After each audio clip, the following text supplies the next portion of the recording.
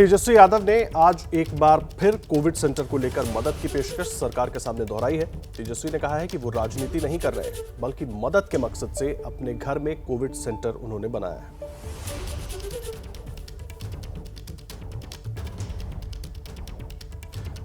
और तेजस्वी यादव लगातार सरकार को इशारा कर रहे हैं कि जिस तरह की स्थिति है उसको ठीक करने की जरूरत है, और इसीलिए उन्होंने अपने सरकारी बंगले में 50 बिस्तरों वाला एक कोविड केयर सेंटर बनाया, जिसको लेकर पूरा विवाद शुरू हुआ और आज फिर उन्होंने वही अपील की है। आपको सुनवाते हैं क्या कुछ कहा उन्होंने। मंगल पांडे जी का एक बयान देखा जहां वो कह रहे थे कि कोई बिना परमिशन के अस्पताल नहीं चला सकता। हम आदरणीय मंगल पांडे जी को भी कहना चाहते हैं, हमें पता है बिना अनुमति के कोई अस्पताल नहीं चला सकता। इसलिए हमने आपसे निवेदन किया है सरकार से कि आप इसको टेक ओवर कर लीजिए। अब पता नहीं इन लोगों को कौन सी भाषा समझ में आती है। मेरे पिछले कल के वीडियो में अगर आप देखें जो हमने स्टेटमेंट दिया, इसमें साफ तौर पे बोला है मैंने कि ये सरकारी आवास है इसलिए हम नहीं चला सकते। इसलिए जो भी सुविधाएं हैं, जो भी चीज़ें हैं, ज़रूरत है, उसके लिए हम लोग तैयार हैं देने के लिए, लेकिन आप चलाने का काम कीजिए। अगर नहीं चला सकते तो अनुमति दे दीजिए, हम लोग जो है हम ही लोग चलाने का काम करेंगे। और देखिए, आप हमारे साथ इस पूरे मुद्दे पर बातचीत करने के लिए खुद सुशील कुमार मोदी साहब जुड़ गए। सीधा उनका रुख करते हैं। बहुत स्वागत है सुशील मोदी जी आपका एबीपी न्यूज पर।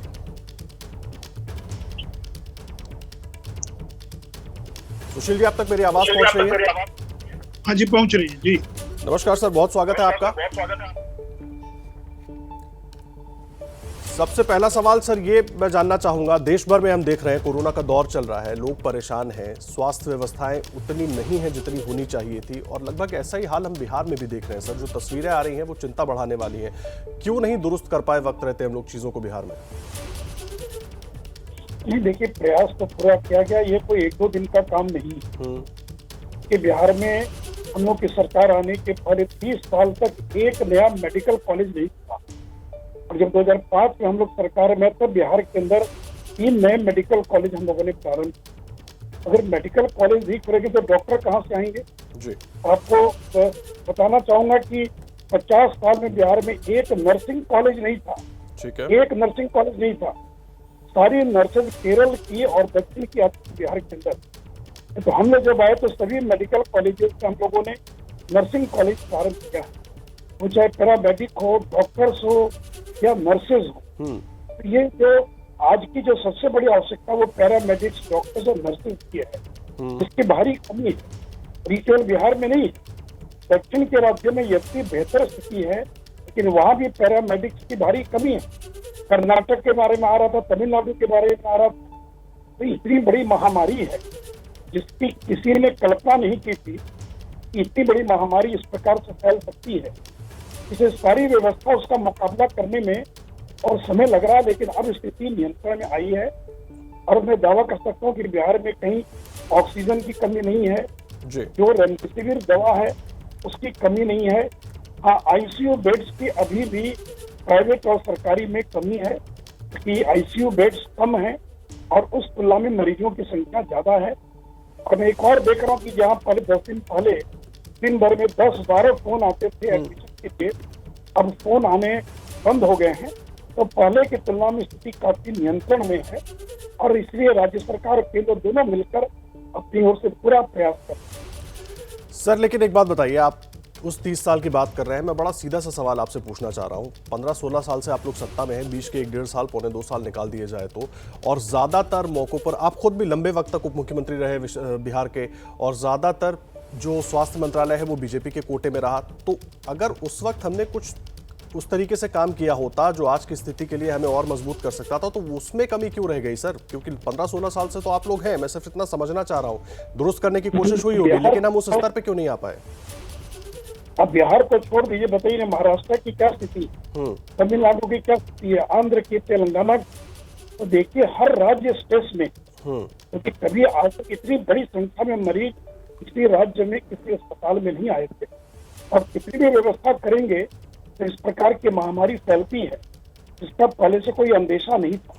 ये जरूर अंदाज था कि सेकेंड वेव आएगा, लेकिन बताइए किसी एक्सपर्ट ने ये कहा था क्या कि 5 लाख मामले चले जाएंगे? किसी ने ये आकलन किया था क्या इतनी बड़ी संख्या में मौत आएगी? तो देखिए, राज्य हो या केंद्र के सरकारें हो, उन लोगों ने अपने ताकत भर पूरा प्रयास किया है। लेकिन इसलिए मैंने कहा कि जब एपिडेमिक आती है तो अमेरिका जैसा देश प्रारंभ के दिनों में परेशान हो गया, पूरा यूरोप जहाँ इतनी बेहतरीन व्यवस्था है, या इंग्लैंड, वहां भी शुरू के 6-8 महीने क्या स्थिति बनी। पेंडेमिक है, महामारी है, उसका मुकाबला करने के लिए ईमानदारी के साथ सभी राज्य सरकारें, केंद्र प्रयास कर रहा है। फिर अगर मेडिकल कॉलेज नहीं खुलेंगे बिहार में तो डॉक्टर कहाँ से आएंगे?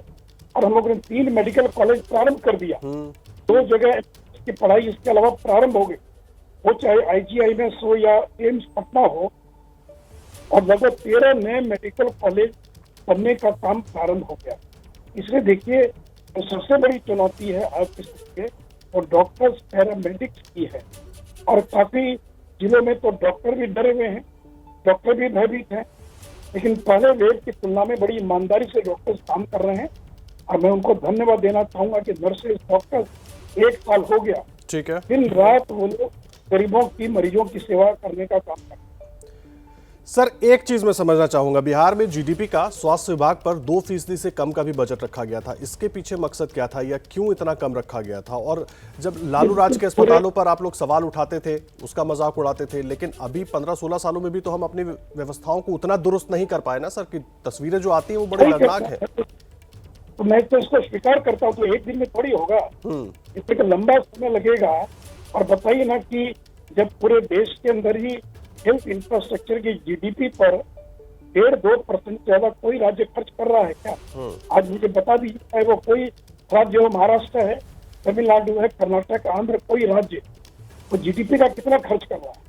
तो देखिए, परेशानी ये है कि 100 रुपया है, बिजली पहले लगाएं कि सड़क पहले बनाएं कि लोगों के लिए पीने के पानी का इंतजाम करें, कि शिक्षा का इंतजाम करें या स्वास्थ्य का इंतजाम करें। तो मैं किसी सरकार पर दोषारोपण नहीं कर रहा, लेकिन आज अगर बिहार के अंदर बिजली पहुंच गई और अगर अस्पताल खोल दिए होते, बिजली नहीं होती, तो क्या अस्पताल अब चला पाते क्या? तो देखिए, प्राथमिकता रही है स्वास्थ्य जो है, लेकिन कि बाकी और भी जो चीजें हैं, इससे जैसे मैंने कहा कि जब पैसा कम होता है जी, तब संकट और चुनौती ये है कि स्कूल खोलें, कि अस्पताल खोलें, कि सड़क बनाएं, कि बिजली पहुंचाएं, कि पीने का स्वास्थ्य को दरकिनार भी तो नहीं कर सकते हैं सर जी, स्वास्थ्य व्यवस्था को दरकिनार भी तो नहीं कर सकते हैं। कहाँ दरकिनार कहाँ किया गया?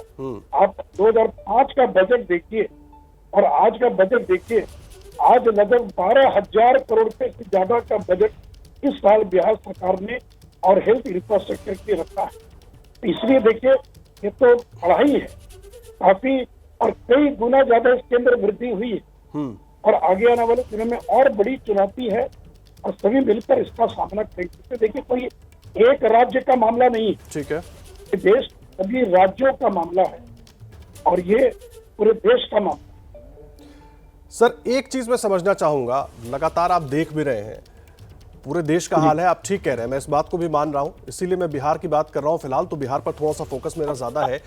पहली वेव के बाद दूसरी वेव के बीच हमें टाइम मिला था सर, उसमें हम क्यों नहीं चीज़ों का आकलन कर पाए, उनको थोड़ा दुरुस्त करने की कोशिश कर पाए? मैं ये नहीं कह रहा कि 100% सब कुछ ठीक हो जाता, लेकिन कुछ हद तक तो हम ठीक कर सकते थे सर। इतनी दिक्कतें लोगों को नहीं होती। तस्वीरें आपने भी बहुत सारी देखी होंगी जो सोचने पर मजबूर कर देती हैं। मुझे आप ही बताइए ना, ये किसी ने भविष्यवाणी की थी क्या, ये आकलन किया था क्या कि ऑक्सीजन की इतनी बड़ी आवश्यकता पड़ेगी? किसी ने इस बात का आकलन किया था क्या कि रेमडेसिविर की इतनी बड़ी आवश्यकता पड़ेगी?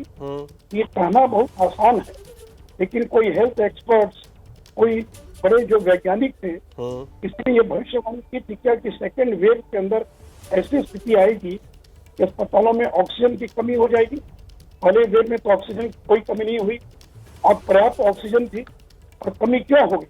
क्योंकि इस बार के सेकेंड वेव में फेफड़ों की बीमारी वाले लोग बड़ी संख्या में संक्रमित, और जब लंग्स वाले जब बड़ी संख्या में संक्रमित होते हैं तो उनको कई गुना ज्यादा ऑक्सीजन की आवश्यकता पड़ती है। तो बात तो ये सही कि ये किसी ने भी आकलन, जबकि प्रधानमंत्री जी ने बार बार राज्यों को और सर एक्सपर्ट्स तो हमारे कह रहे थे, सुशील मोदी जी, एक्सपर्ट्स तो लगातार कह रहे थे कि हम सबको सचेत रहना, और पूरे देश के लिए कह रहे थे, ऐसा नहीं केवल बिहार के लिए, पूरे देश के लिए कह रहे थे। नहीं, एक्सपर्ट ने ये कभी कहा था क्या कि 9,000 मैट्रिक टन और ऑक्सीजन की आवश्यकता पड़ेगी। फिर रेमडेसिविर का उत्पादन कंपनियों ने कम कर दिया क्योंकि उसकी बिक्री खत्म हो गई। और आज देखिए, आज रेमडेसिविर बाजार में आसानी से उपलब्ध है। जी आज ऑक्सीजन की कीमत पूरे देश में लगभग खत्म हो गई। इसलिए कहना ठीक बहुत आसान है। इसलिए जब वो कांग्रेस शासित राज्य हो या बीजेपी शासित राज्य हो, किसी ने भी इस बात का आकलन नहीं किया था कि ऑक्सीजन का इतना बड़ा संकट पैदा हो जाएगा। सर, ये बात आप बिल्कुल ठीक कह रहे हैं, लेकिन तैयारी पर सवाल हम सबसे पूछ रहे हैं। ऐसा नहीं कि सिर्फ आपसे पूछ रहे हैं, सबसे पूछ रहे हैं, और इसीलिए बहुत अहम हो जाता है क्योंकि राज्य चाहे कोई भी हो, लोग परेशान है। नहीं, देखिए, मैं इस बात को स्वीकार करता हूँ कि इस बात का अंदाजा किसी को नहीं था। ठीक है, 9,000 मैट्रिक टन ऑक्सीजन की आवश्यकता पड़ेगी। ठीक है, इतनी बड़ी मात्रा में टैंकर्स की आवश्यकता पड़ेगी, क्रायोजेनिक टैंकर्स की आवश्यकता पड़ेगी। ये अगर इसका 1% भी अगर आकलन होता वैज्ञानिकों को, एक्सपर्ट्स को, क्लिनिक को, जी तो शायद ये स्थिति नहीं आती। अब हम तीसरे वेव की तैयारी कर रहे हैं। जी, अब आपने ब्लैक ठीक है सर। फंगस का परिणाम सुना था। 15 दिन पहले ब्लैक फंगस पहली बार जो है, उम्मीद करते हैं सर तीसरे वेव की जिसकी बात हो रही है, एक तो वो आए ना, और हम अगर आती है तो उसके लिए पहले से तैयार रहें। बहुत धन्यवाद आपका हमारे साथ बातचीत करने के लिए, तमाम चीजों पर और पूरी स्थिति स्पष्ट करने के लिए। बहुत धन्यवाद सुशील कुमार मोदी जी।